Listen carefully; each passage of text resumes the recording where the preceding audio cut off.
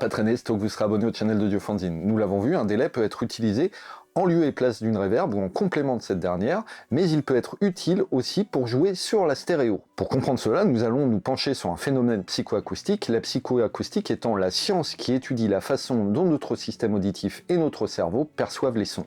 Ce phénomène, nous le devons à Helmut Haas, qui montre en 1951 que lorsque deux sons nous arrivent avec un décalage de moins de 30 millisecondes, notre cerveau n'en entend qu'un. Et ce que Haas remarque, c'est que ça affecte la perception de la stéréo, la localisation du premier son dominant celle du second. On appelle cela l'effet Haas ou effet de précédence, et cela va nous être très utile pour faire des panoramiques naturelles en utilisant un simple délai. Voyez avec cet exemple ce qu'on obtient en jouant sur le panoramique simple d'un son mono.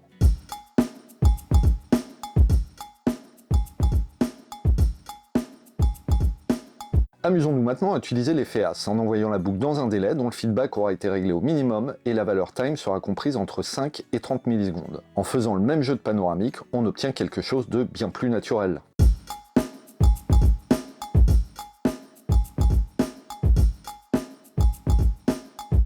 Et l'effet Haas peut être aussi utilisé pour élargir l'image stéréo d'un signal stéréo ou pour créer l'illusion de la stéréo à partir d'un signal mono.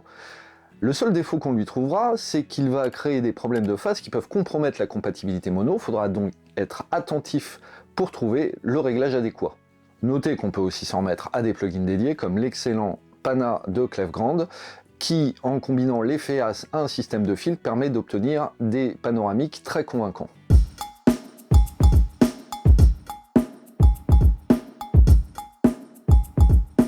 Encore une fois, un monde d'expérience s'offre à vous, amusez-vous bien, sitôt que vous aurez commenté, partagé, liké cette vidéo. Ciao!